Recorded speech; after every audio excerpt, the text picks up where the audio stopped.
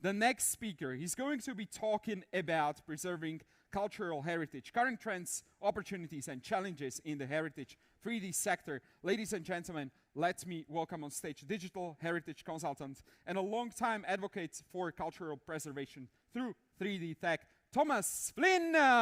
Give him a round of applause. Thomas, welcome. Enjoy the spotlight. Cheers. Thank you very much for the welcome. Thank you, Thomas, for the information, the invitation to come and present. I'm here to talk about cultural heritage in 3D. I'm not here on behalf of a company. I come as myself, but also just to talk generally about the cultural heritage sector. And obviously, these are the things that I'll be talking about.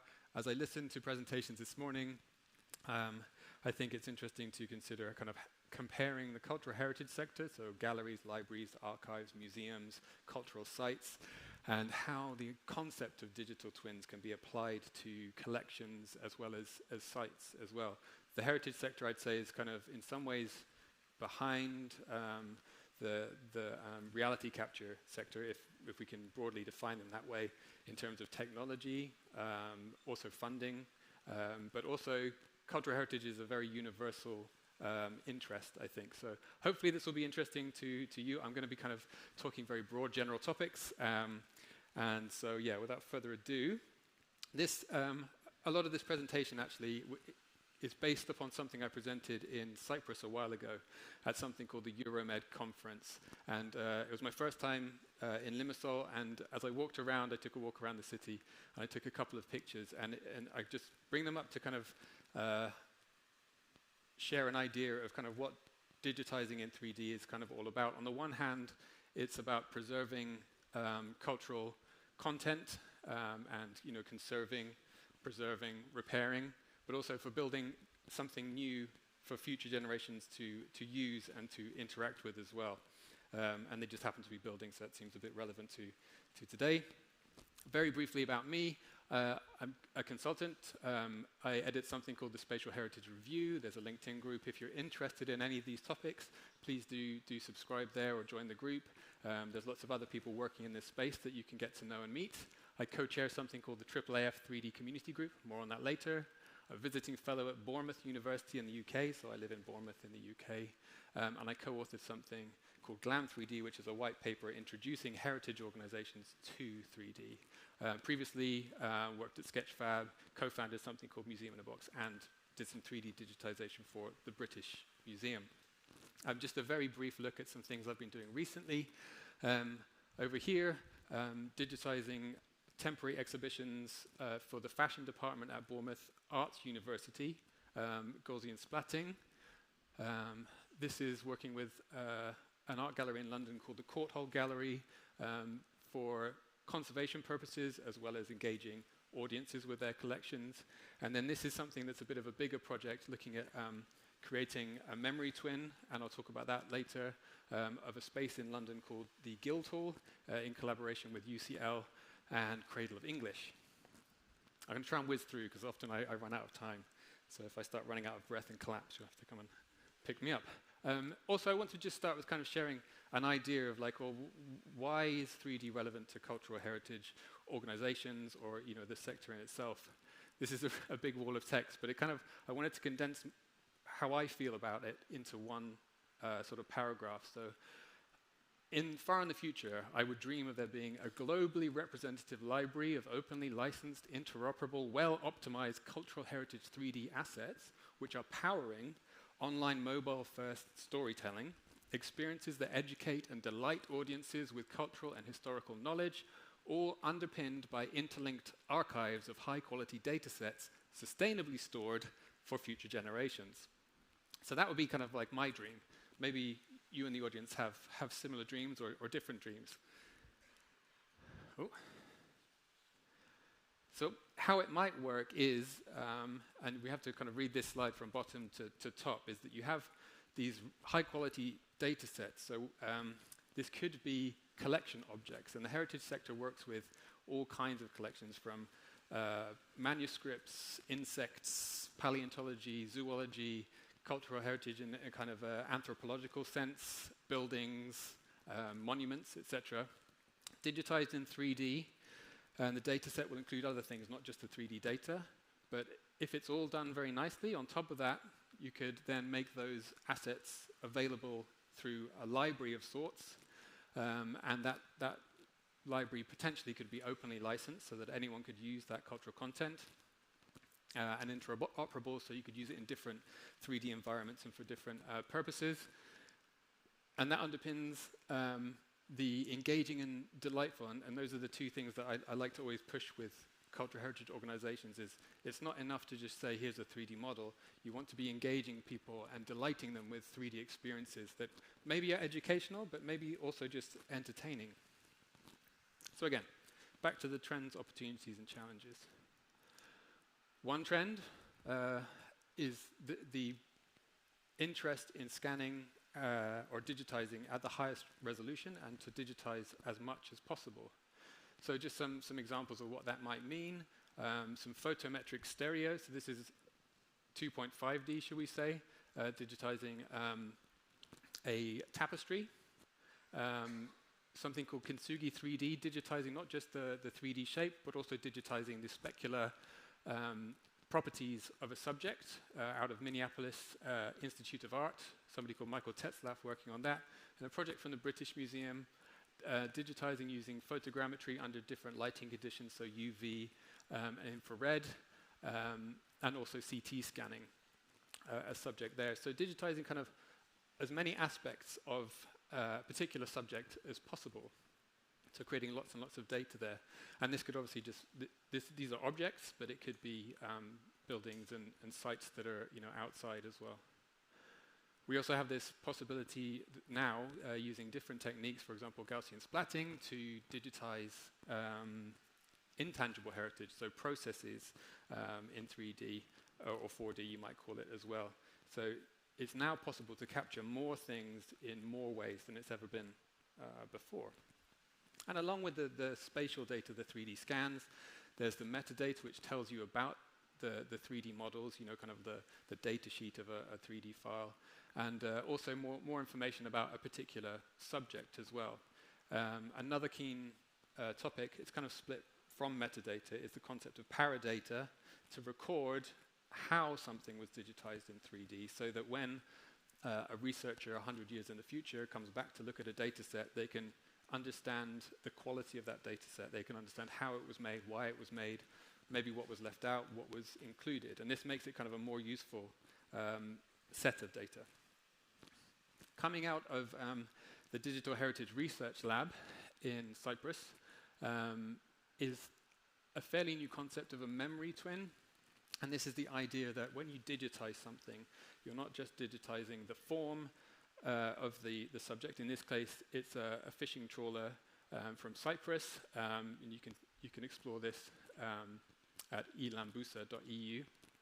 But you digitize as much narrative content and other related content to that subject. So you bring it all together into a nice package, whether that's imagery or interviewing people that have actually engaged with a particular subject. So this idea that the memory twin is about digitizing the stories at the same time as you digitize the physical thing. Beep. As we make all this data, which is really great, so this is a really confusing chart, but things get more complex, and I think, in general, because I like to think of all audiences for 3D, not just professional or expert audiences, the more complicated things are, the ease of use and reuse comes down, and potentially the audience size comes down as well. So if we want to engage as many people with 3D data, we want to make it usable and accessible, but maybe use optimized versions of the data to point towards the real meaty data sets that are more complete. Another theme, another trend is obviously storytelling. And I've bundled this with Heritage at Risk because it's kind of a way to tell more contemporary stories as well. So stories in general, that's why cultural heritage organizations exist, and why they digitize things is to enable them to tell stories.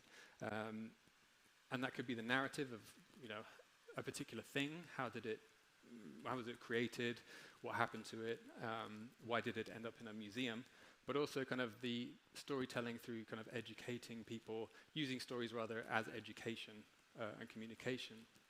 And then you can ask, well, what stories can be told, and who's telling the stories, and is it just the kind of the people who have been telling stories for years, or are you opening it up to other people to tell stories, if that makes sense, that maybe haven't had a voice before?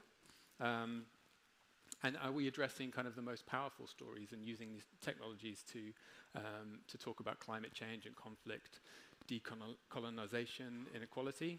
And that kind of goes back again to holistic digitization and memory twins. And then how do we present that, offering interactivity and agency for the end user to really kind of experience stories in a new way. One particular method of storytelling that I'm quite a fan of is something called scrolly telling. I can share the slides. There was meant to be a slide with a QR code at the beginning so that you could open this, but it's missing.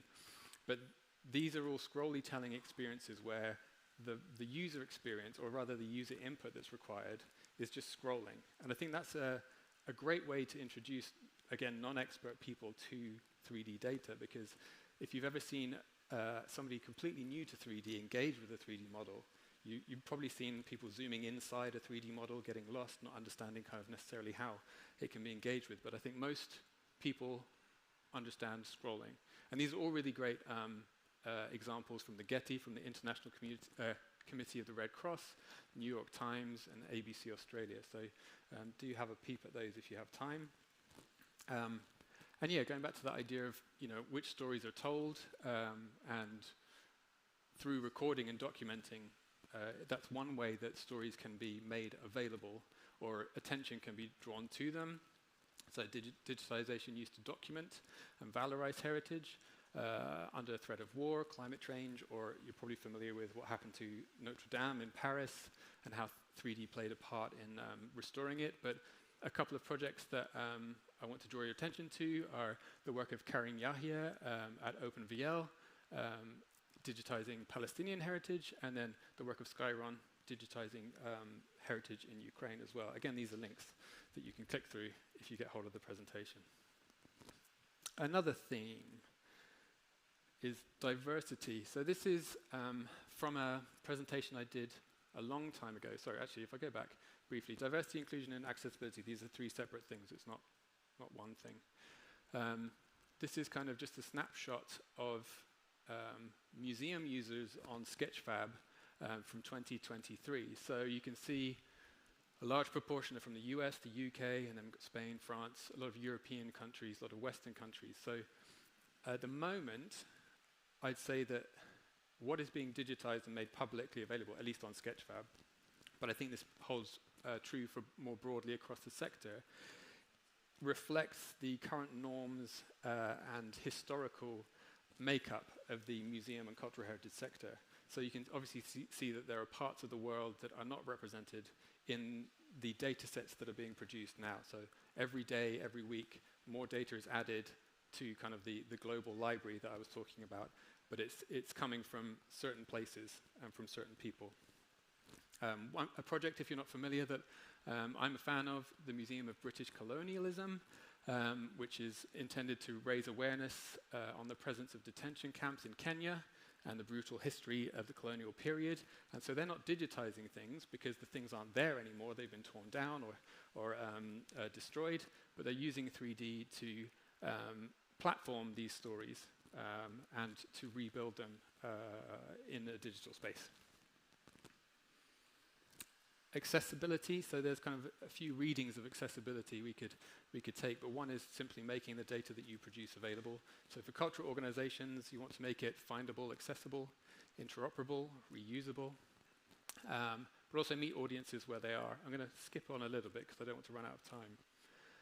Accessible in the sense of, again, that idea of optimization, so making something as optimized as possible when you're putting it in front of an audience, I think is very important. So simply being able to download it speedily or load it in a fast way, the same subject, two different file sizes, can make a big difference to how people engage with something or don't.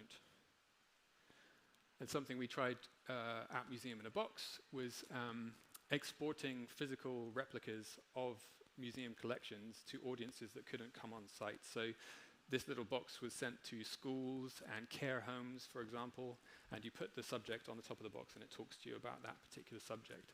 So the idea is that if you can't make it to a museum, you can still have a novel experience with that content and engage with it. You can also create your own boxes, record your own messages, and school students have done that in the past as well.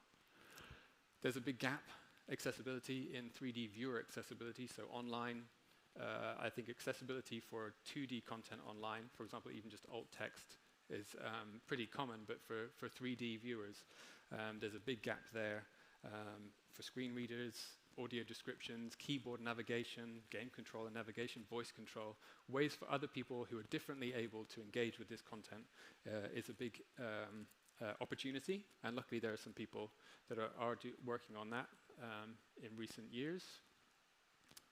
Citizen digitization, I think this is a big opportunity that isn't made more of by the cultural heritage sector, is massive amounts of cultural heritage data. If you give people an opportunity to create 3D models, so for example using Scaniverse or Polycam, Luma, or even publishing on Sketchfab, lots of non-experts are drawn to digitizing cultural content, and they're putting it online, they're sharing it, maybe even making it available under open licensing as well. So how can that be brought into, I suppose, the more canon elements of cultural heritage? So how could a museum or a gallery or library incorporate citizen digitized content into their own practice? Spatial data platforms, I'll just point out these. So what you make all this data and then where do you put it? There are lots of different options. Most organizations, in my experience from the cultural sector, don't have a great data preservation plan when they create 3D. They end up kind of making 3D models or commissioning 3D models, and then they sit on a hard drive. Not all, but often. But there are other options, for example, submitting data to Open Heritage 3D, where you can download these data sets under open licenses. There's some nice work, dynamic collections, offering access to collections from across Sweden, but also kind of making visible some of the metadata related to them.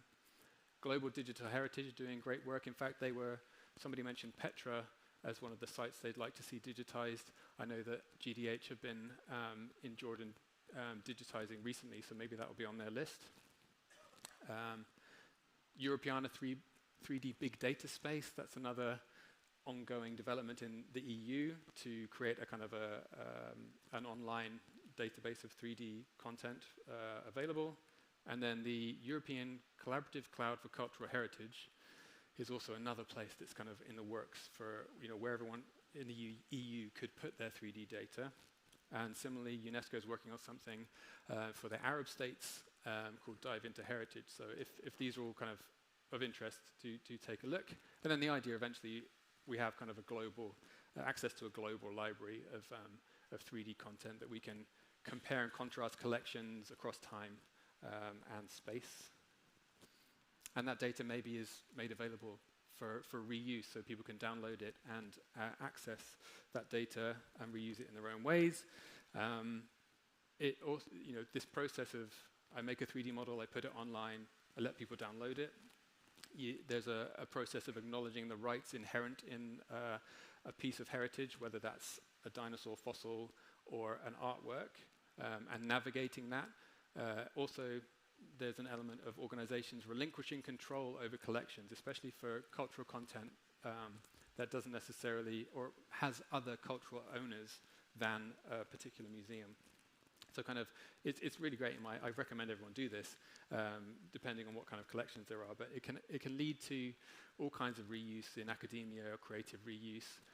I quite like this is just a serendipitous reuse of a set of chess pieces that I had digitized. They're a replica of the Lewis chess pieces, but a researcher used them in a mixed reality therapeutic scenario where people who are having difficulties rehabilitating their bodies could enter and play chess in mixed reality. I'm always running out of time, so I'm going to skip through. Standards and operability.